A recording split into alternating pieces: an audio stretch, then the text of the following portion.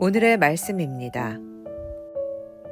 마가복음 15장 1에서 14절. 새벽에 대제사장들이 즉시 장로들과 서기관들 곧 온 공회와 더불어 의논하고 예수를 결박하여 끌고 가서 빌라도에게 넘겨주니 빌라도가 묻되 네가 유대인의 왕이냐? 예수께서 대답하여 이르시되 내 말이 옳도다 하시매 대제사장들이 여러 가지로 고발하는지라. 빌라도가 또 물어 이르되 아무 대답도 없느냐? 그들이 얼마나 많은 것으로 너를 고발하는가 보라 하되 예수께서 다시 아무 말씀으로도 대답하지 아니하시니 빌라도가 놀랍게 여기더라. 명절이 되면 백성들이 요구하는 대로 죄수 한 사람을 놓아주는 전례가 있더니 밀란을 꾸미고 그 밀란 중에 살인하고 체포된 자 중에 바라바라 하는 자가 있는지라. 무리가 나아가서 전례대로 하여 주기를 요구한대 빌라도가 대답하여 이르되 너희는 내가 유대인의 왕을 너희에게 놓아주기를 원하느냐 하니 이는 그가 대제사장들이 시기로 예수를 넘겨준 줄 알미더라. 그러나 대제사장들이 무리를 충동하여 도리어 바라바를 놓아달라 하게 하니 빌라도가 또 대답하여 이르되 그러면 너희가 유대의 왕이라 하는 일을 내가 어떻게 하랴? 그들이 다시 소리 지르되 그를 십자가에 못 박게 하소서. 빌라도가 이르되 어쩌미냐 무슨 악한 일을 하였느냐 하니 더욱 소리 지르되 십자가에 못 박게 하소서 하는지라. 마가복음 15장 1에서 14절. 새벽에 대제사장들이 즉시 장로들과 서기관들 곧 온 공회와 더불어 의논하고 예수를 결박하여 끌고 가서 빌라도에게 넘겨주니 빌라도가 묻되 네가 유대인의 왕이냐? 예수께서 대답하여 이르시되 내 말이 옳도다 하시매 대제사장들이 여러 가지로 고발하는지라. 빌라도가 또 물어 이르되 아무 대답도 없느냐? 그들이 얼마나 많은 것으로 너를 고발하는가 보라 하되 예수께서 다시 아무 말씀으로도 대답하지 아니하시니 빌라도가 놀랍게 여기더라. 명절이 되면 백성들이 요구하는 대로 죄수 한 사람을 놓아주는 전례가 있더니 밀란을 꾸미고 그 밀란 중에 살인하고 체포된 자 중에 바라바라 하는 자가 있는지라. 무리가 나아가서 전례대로 하여 주기를 요구한대 빌라도가 대답하여 이르되 너희는 내가 유대인의 왕을 너희에게 놓아주기를 원하느냐 하니 이는 그가 대제사장들이 시기로 예수를 넘겨준 줄 알미더라. 그러나 대제사장들이 무리를 충동하여 도리어 바라바를 놓아달라 하게 하니 빌라도가 또 대답하여 이르되 그러면 너희가 유대의 왕이라 하는 일을 내가 어떻게 하랴? 그들이 다시 소리 지르되 그를 십자가에 못 박게 하소서. 빌라도가 이르되 어쩌미냐 무슨 악한 일을 하였느냐 하니 더욱 소리 지르되 십자가에 못 박게 하소서 하는지라. 손으로 말씀을 기록해 보세요.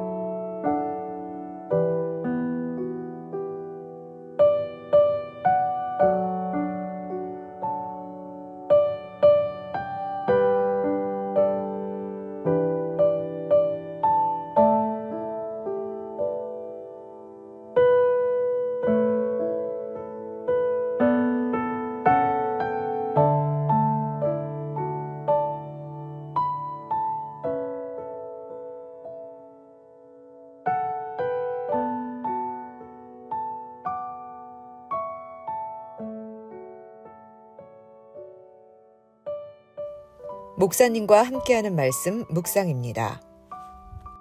주 30년경 예루살렘의 새벽은 고요했습니다. 그러나 그 고요함 뒤에는 역사상 가장 치밀하게 설계된 음모가 진행되고 있었습니다. 마가복음 15장 1절은 이렇게 시작합니다. 새벽에 곧 대제사장들이 장로들과 서기관들 곧 온 공회와 더불어 의논하고 예수를 결박하여 끌고 가서 빌라도에게 넘겨주니라. 이 짧은 한 절 안에 수많은 이야기가 압축되어 있습니다. 오늘 우리는 이 본문에서 세 가지 인간 군상을 만납니다. 적극적으로 악을 도모한 종교 지도자들, 양심과 정치적 계산 사이에서 타협한 빌라도, 그리고 무기력해 보이는 침묵 속에 서 계셨던 예수님입니다. 그러나 이 모든 것의 배후에는 인류 역사의 가장 깊은 문제를 해결하시는 하나님의 섭리가 숨겨져 있었습니다.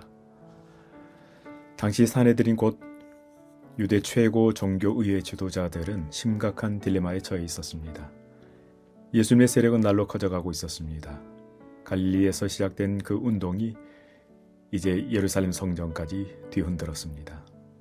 성전 정화 사건은 단순한 종교적 사건이 아니었습니다. 그것은 성전 경계를 통해 기득권을 유지하던 대제사장 가문과 사두개파 귀족들의 경제적 토대를 직접적으로 위협하는 사건이었습니다. 그들에게는 두 가지 선택지가 있었습니다.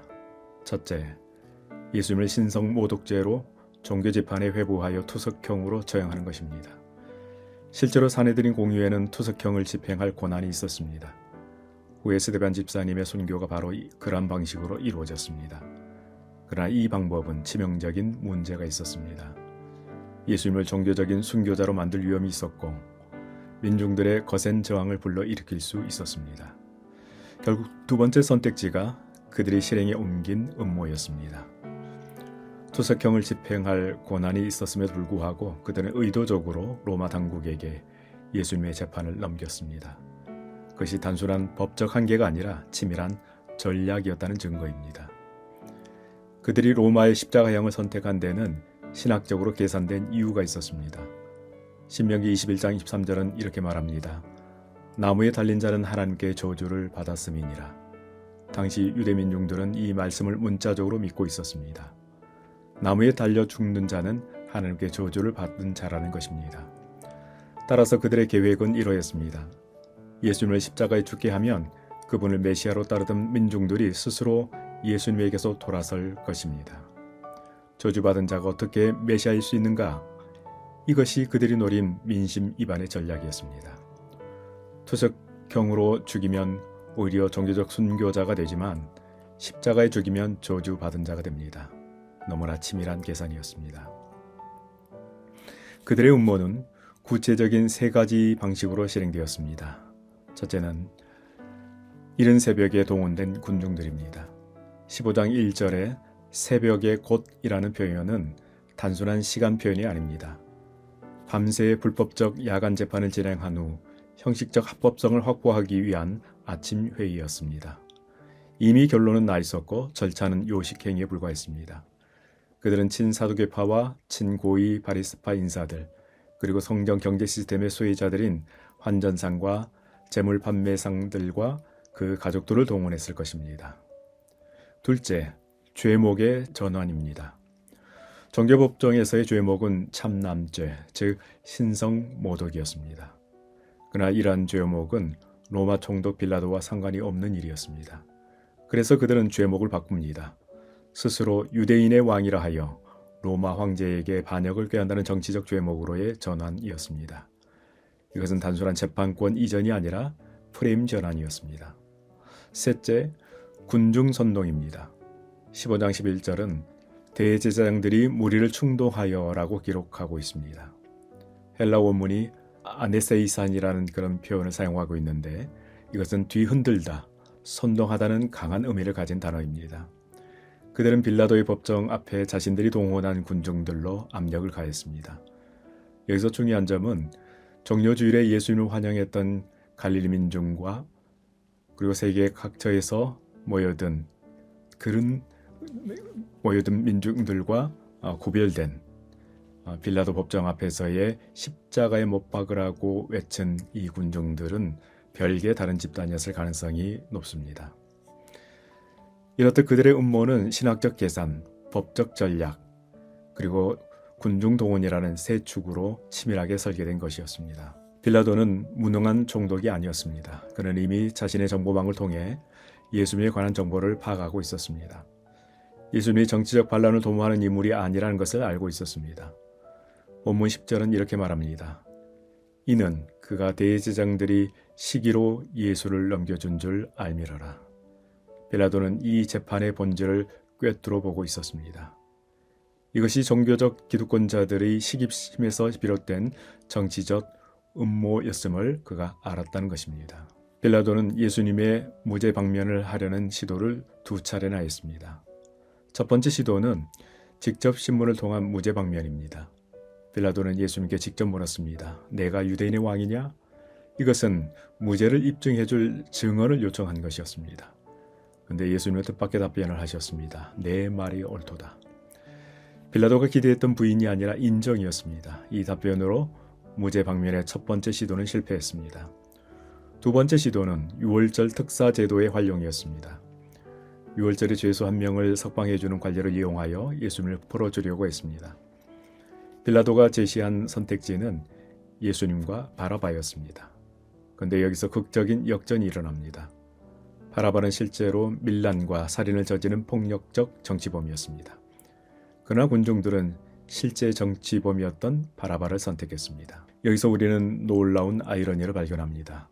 진짜 정치범 풀려나고 가짜 정치범으로 조작된 예수님이 죽임을 당합니다. 죄 있는 자가 풀려나고 죄 없는 자가 그 자리를 대신한 것입니다. 이것은 단순한 역사적 아이러니가 아닙니다. 이것은 복음의 구조 그 자체입니다. 죄인인 우리가 풀려나고 의인이신 그분이 우리를 대신하여 죽으셨습니다. 두 번의 시도가 모두 실패한 빌라도는 결국 군중들의 선동에 굴복합니다. 15절은 이렇게 기록합니다. 빌라도가 무리에게 만족을 주고자 하여 바라바는 놓아주고 예수는 채찍질하고 십자가에 못 박히게 넘겨주니라. 무리에게 만족을 주고자 하여. 이것이 타협의 본질입니다. 양심의 소리보다 정치적 편의가 앞섰던 것입니다. 빌라도는 예수님의 무죄를 알면서도 정치적 압력 앞에 무너졌습니다. 악을 행하는 것이 아니라 선을 행하지 않은 것입니다. 그러나 그 결과는 동일했습니다.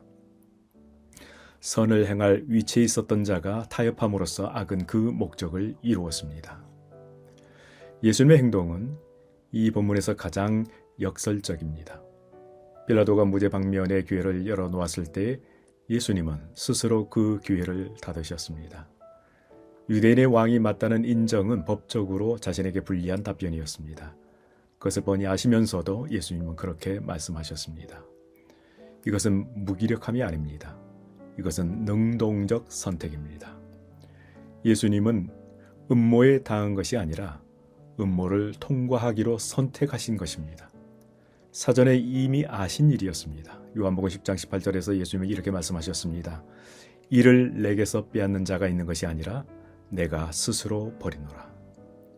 14절을 보면 빌라도가 이렇게 묻습니다. 어찌 미냐? 그가 무슨 악을 행하였느냐? 이것은 예수님이 한마디만 하시면 살 수 있는 상황이었습니다. 그러나 예수님은 침묵하셨습니다. 이 침묵은 패배의 침묵이 아닙니다. 이것은 이사야 53장 7절의 성취입니다. 그가 곤욕을 당하여 괴로울 때에도 그의 입을 열지 아니하였으며 마치 도수장으로 끌려가는 어린 양과 털 깎는 자 앞에서 잠잠한 양같이 그의 입을 열지 아니하였도다. 예수님은 음모의 전모를 알고 계셨습니다. 빌라도의 의도도 대제사장들의 계략도 군중 선동의 배후도 주님 모두 아셨습니다. 그러나 침묵하셨습니다. 왜냐하면 이 모든 것이 하나님의 더 큰 목적을 이루기 위한 통로가 될 것을 주님이 아셨기 때문입니다. 그분의 침묵은 무기력함이 아니라 십자가를 향한 의지적이고 능동적인 순종이었습니다. 오늘 본문에서 우리는 세 가지 아이러니를 목격했습니다. 종교 지도자들은 예수님을 저주받은 자로 만들려 했으나 그분은 인류의 저주를 없애는 자가 되셨습니다. 빌라도는 바라바를 죽이려다 예수님을 죽게 했으나 그 교환은 죄인 대신에 의인이 죽는 대속의 완성이 되었습니다. 그리고 예수님의 침묵은 무기력함으로 보였으나 그것은 십자가를 향한 가장 능동적인 순종이었습니다. 누구는 기득권을 지키기 위해 적극적으로 악을 행했습니다. 또 누구는 자신의 안위를 위해 양심을 타협했습니다. 그리고 주님은 무기력해 보이는 침묵 속에서 십자가로 가셨습니다. 그러나 이 모든 것의 배후에서 하나님은 인류의 가장 근본적인 문제를 해결하는 섭리를 이루고 계셨습니다. 여기서 우리는 성경 전체를 관통하는 놀라운 역사를 봅니다. 에덴 동산에는 두 그루의 나무가 있었습니다. 선악을 알게 하는 나무와 생명나무였습니다. 인간이 선악과를 먹음으로 생명나무의 접근은 차단되었고 인류는 죽음의 저주 아래 놓이게 되었습니다. 이것이 인류 비극의 출발점이었습니다. 신명기 21장 23절은 나무에 달린 자는 저주를 받은 자라고 했습니다. 사내들이는 이 저주의 구조를 정확하게 알고 활용했습니다. 그들은 예수님을 저주의 나무에 달아 영원히 저주받는 자로 만들려 했습니다. 그러나 갈라디아서 3장 13절은 이렇게 선언합니다. 그리스도께서 우리를 위하여 저주를 받은 바 되사 율법의 저주에서 우리를 속량하셨으니 기록된 바 나무에 달린 자마다 저주 아래 있는 자라 하였음이라. 그분은 저주를 받은 것이 아닙니다. 저주가 되셨습니다. 그 나무 위에서 인류의 모든 저주를 몸소 담당하심으로 저주 자체를 끝내셨습니다. 그 결과 무엇이 일어났습니까? 요한계시록 22장 2절을 보면 에덴에서 차단되었던 그 생명나무가 새 예루살렘 한가운데서 다시 열매를 맺습니다. 저주의 나무였던 십자가가 생명나무를 여는 열쇠가 된 것입니다. 에덴에서 인류의 비극을 가져온 두 그루의 나무가 골고다의 십자가란 두 기둥으로 만들어진 나무에서 해결되었습니다. 하나님의 역설적 섭리입니다. 사내들인의 음모는 성공한 듯 보였습니다. 예수님이 십자가에 죽으셨고 그 나무에 달린 자는 저주받은 자라는 그들의 신학적 계산은 맞아 떨어진 것처럼 보였습니다. 그러나 사흘 후 하나님은 그 계산을 완전히 뒤집으셨습니다. 부활은 단순히 죽음에서 살아난 사건이 아닙니다. 부활은 저주받은 자로 낙인 찍으려 했던 모든 음모에 대한 하나님의 역설적 응답입니다. 저주의 상징이었던 십자가는 이제 전 세계에서 가장 강력한 구원의 상징이 되었습니다. 인간의 가장 치밀한 악이 하나님의 가장 깊은 선을 이루는 도구가 되었습니다. 이것이 하나님의 섭리입니다. 오늘 여러분과 제 스스로에게 질문합니다. 지금 우리의 삶에 누군가의 음모가 있습니까? 억울하게 조작된 상황, 이해할 수 없는 불의 앞에 서 있습니까? 타협하는 권력 앞에 홀로 무기력하게 서 있는 것 같습니까? 침묵 속에서 하나님이 어디 계신지 보이지 않습니까? 그 자리가 바로 하나님의 섭리가 가장 깊이 작동하는 자리입니다.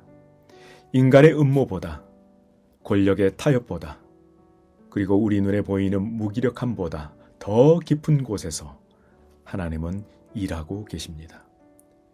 그 금요일 새벽, 가장 치밀한 음모와 가장 비겁한 타협과 가장 무기력해 보이는 침묵이 교차하는 그 한 점에서 하나님은 인류 역사의 가장 위대한 역전을 이루셨습니다. 에덴에서 닫힌 생명나무가 골고다에서 다시 열렸습니다. 저주가 구원이 되었습니다. 음모가 섭리가 되었습니다. 이것이 복음입니다. 함께 기도합니다. 하나님의 섭리에는 인간의 가장 극악한 음모도, 불에 대한 타협도, 무기력해 보이는 그 결정도 뛰어넘는 가장 오묘한 섭리입니다. 우리가 하나님의 그 위대한 깊이를 알 수 없는 그 하나님의 섭리를 믿고 깨닫고 우리 삶 속에서 벌어진 모든 것들을 하나님의 섭리로 해석할 수 있는 믿음의 사람들 되게 하여 주옵소서. 예수님의 이름으로 기도합나이다. 아멘.